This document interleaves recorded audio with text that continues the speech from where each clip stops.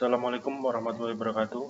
Perkenalkan di sini dengan saya Alifan Siswadi Rahman, mahasiswa Fakultas Hukum Universitas Islam Batik Surakarta dengan nomor induk mahasiswa 2017 010057.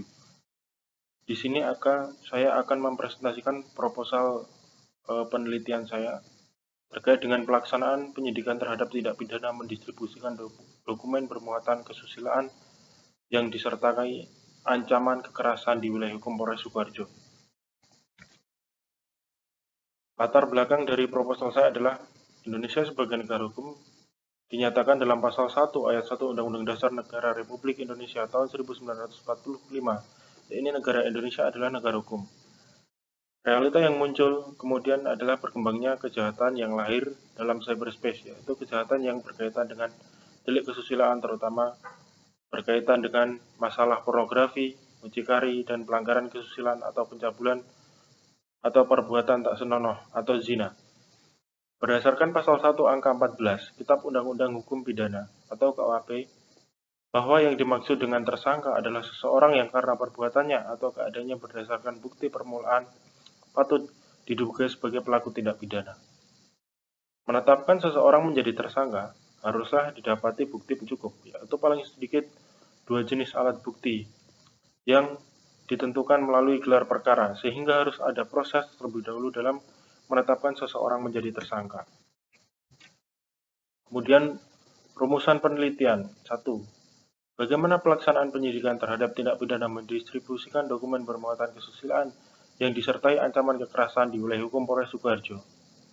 Kemudian yang kedua, apakah hambatan dan kendala pelaksanaan penyidikan terhadap tindak pidana mendistribusikan dokumen bermuatan kesusilaan yang disertai ancaman kekerasan di wilayah hukum Polres Sukoharjo.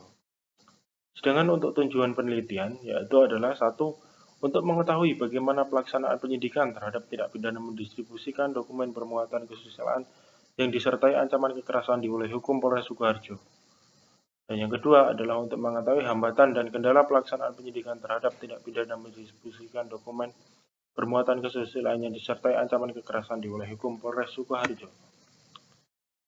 Sedangkan untuk tinjauan pustaka, yaitu adalah penyidikan. Penyidikan ini didefinisikan dapat ditemui di dalam pasal 1 butir 5 KUHP yang mencantumkan penyelidikan adalah serangkaian tindakan penyelidik untuk mencari dan menemukan suatu peristiwa yang diduga sebagai tindak pidana guna menentukan atau tidaknya dilakukan penyidikan menurut cara yang diatur dalam undang-undang ini. Tindakan penyelidikan merupakan suatu proses yang tidak dapat dipisahkan di proses penyidikan.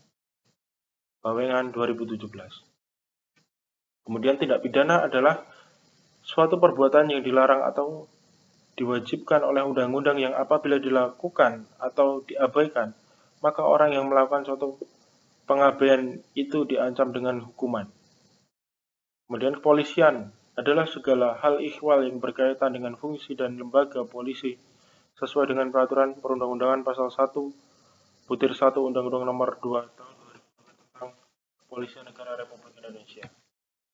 Kemudian untuk lokasi penelitian yang saya lakukan berlama di Polres Sukoharjo di Jalan Jaksa Agung R. Suprapto nomor 15 Kabupaten Sukoharjo. Untuk analisa data, setelah mendapat data diperlukan metode analisa data. Penulis menggunakan analisa data kualitatif, yang mana penulis tujukan terhadap kasus-kasus yang tidak dapat disusun dalam sebuah kategoris.